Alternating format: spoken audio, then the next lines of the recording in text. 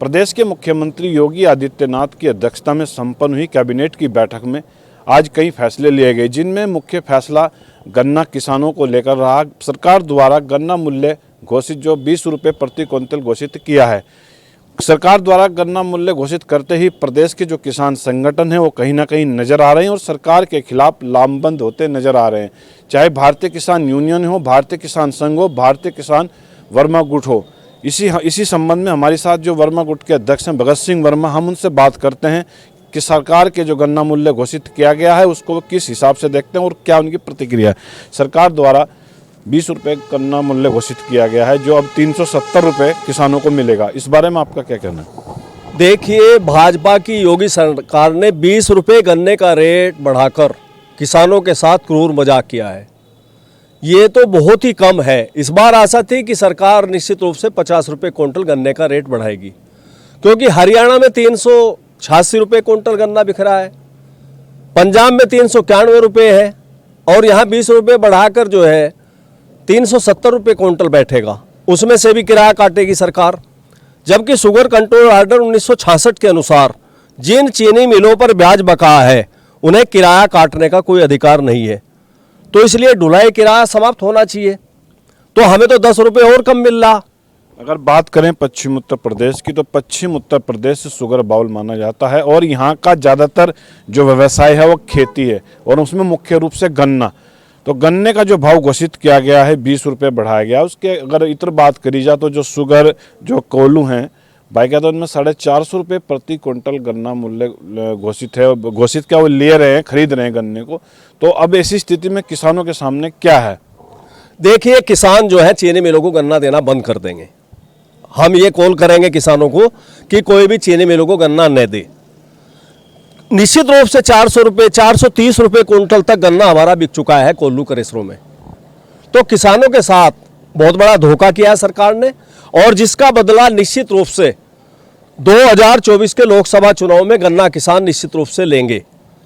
आप ये समझिए कि गन्ना आर्थिक रीढ़ है उत्तर प्रदेश की।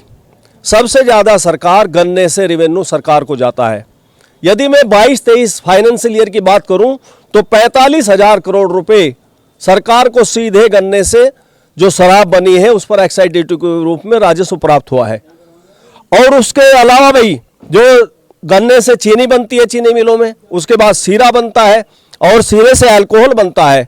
उस अल्कोहल से हजारों उत्पाद बनते हैं, उनसे हजारों करोड़ रुपए इनडायरेक्ट रूप से सरकार को प्राप्त होता है। तो गन्ने का रेट कम से कम 600 रुपये क्विंटल सरकार को करना चाहिए।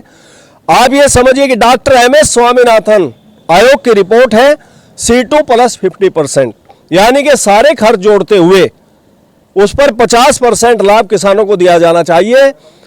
गन्ने की लागत इस बार 525 रुपये क्विंटल आई है, उस हिसाब से गन्ने का रेट 782 रुपये 50 पैसे क्विंटल बैठता है। आपने वर्मा जी कहा कि जो गन्ने की लागत है 525 रुपये प्रति क्विंटल आई है। तो अगर बात करें तो अगर थोड़ा 1 मिनट की थोड़ा विस्तार किया तो गन्ने किसानों के प्रति क्विंटल किस हिसाब से खर्चा आता है और किस हिसाब से उनको लागत मिलती है? देखिए, आप ये समझिए कि गन्ने की लागत महान कृषि वैज्ञानिक डॉक्टर MS स्वामीनाथन ने कहा है कि किसानों की सारी मजदूरी जोड़ते हुए, उसके सभी खर्च जोड़ते हुए, उसका जमीन का रेंट जोड़ते हुए तब लागत निकलनी चाहिए। लेकिन सरकार क्या करती है, जो इनके शोध संस्थान है, जैसा सरकार के निर्देश होती है उस हिसाब से भी जो करनाल शोध संस्थान है, शाहजहांपुर गन्ना शोध संस्थान है, उनमें भी लागत 400 रुपये आ रही है। तो इस हिसाब से भी गन्ने का मतलब लाभकारी मूल्य 600 रुपये क्विंटल किसानों को मिलना चाहिए। और ये लागत मूल्य से जो इनके शोध संस्थान है सरकारी, उनके हिसाब से भी 400 से मात्र 370 रुपये क्या है। तो आपका कहना है कि जो 400 रुपये प्रति क्विंटल जो सरकार के गन्ना संशोध केंद्र हैं, गन्ना शोध केंद्र हैं, उनकी रिपोर्ट में ये जिक्र किया गया है कि 400 रुपये प्रति क्विंटल किसानों को मिलना चाहिए। लेकिन अगर बात करें तो 300 प्रति रुपये क्विंटल यहाँ गन्ने का भाव घोषित हुआ है। तो ऐसी स्थिति में अब किसानों के सामने क्या समस्या है? क्या जो सरकार द्वारा किसानों को गन्ना मूल्य घोषित करने से पहले विश्वास में लिया गया?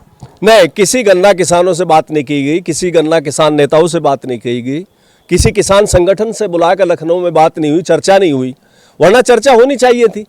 और गन्ना शोध संस्थान का तो लागत बताई उन्होंने सरकार को उसके अलावा चाहे उन्हें 10% ही लाभ देते तो उस हिसाब से भी 440 रुपये गन्ने का रेट होना चाहिए सरकार के हिसाब से भी। कौन से गणित से जो है 370 रुपये सरकार ने किया है, जबकि हरियाणा में 386 रुपये गन्ने का रेट है, पंजाब में 391 रुपये कुंटल रेट है। तो गन्ने का तो लाभकारी रेट कम से कम 600 रुपये कुंटल मिलना चाहिए। वरना मैं आपको एक जानकारी देना चाहता हूं आपके चैनल के माध्यम से कि उत्तर प्रदेश में पर कैपिटा गन्ना किसानों पर सबसे ज्यादा कर्ज हो गया है। उसका कारण यही रहा है कि पिछले वर्षों में किसानों को उसके गन्ने का लाभकारी मूल्य 600 रुपये कुंटल तो दूर, सरकार ने लागत मूल्य भी नहीं दिलाया है, जो आपके सामने है। अगर बात करें सहारनपुर की, तो सहारनपुर में जब बजाज शुगर मिल है, गन्ना किसानों के वहाँ पर बड़ा क्षेत्र आता है, वहाँ के किसानों का भी अब तक जो भुगतान है काफ़ी रुका हुआ है। उसको लेकर आप आंदोलन आपने किए भी थे, तो अब क्या रणनीति रहेगी? देखिए, बजाज चीनी मिल, हमें तो ऐसा लगता है कि शायद बजाज चीनी मिल मालिक पर कोई नियंत्रण सरकार का नहीं है। उसकी मर्जी है, जब वो पैसा देगा दे देगा। किसानों का क्या गलती है? एक किसान बेचारा 1 वर्ष तक गन्ने को मेहनत करता है, पैदा करता है 1 वर्ष में, उसके बाद 1-1 वर्ष तक उसका गन्ने का पेमेंट नहीं होता। दूसरे जो है शुगर कंट्रोल ऑर्डर 1966 के आदेश के अनुसार है कि किसानों को 14 दिन के अंदर चीनी मिलें भुगतान करें, वरना 15% वार्षिक दर से ब्याज मिलना चाहिए किसानों को। ऐसा उत्तर प्रदेश की 121 चीनी मिलों पर 17,000 करोड़ रुपए ब्याज किसानों का बकाया है। एक नियम यह भी है कि जिन चीनी मिलों पर गन्ना भुगतान बकाया रहता है और ब्याज बकाया रहता है, उन पर जो है चीनी मिल मालिक किराया नहीं काट सकते, ढुलाई किराया नहीं काट सकते, लेकिन वो बराबर काटा जा रहा है। धन्यवाद। तो ये थे हमारे साथ भगत सिंह वर्मा, किसान नेता, जिनका साफ साफ कहना है कि जिस प्रकार से गन्ना मूल्य घोषित किया गया है वह नाकाफी है। सरकार के इस फैसले का किसान विरोध करते हैं। इंडिया न्यूज़ के लिए देवन से प्रशांत त्यागी की रिपोर्ट।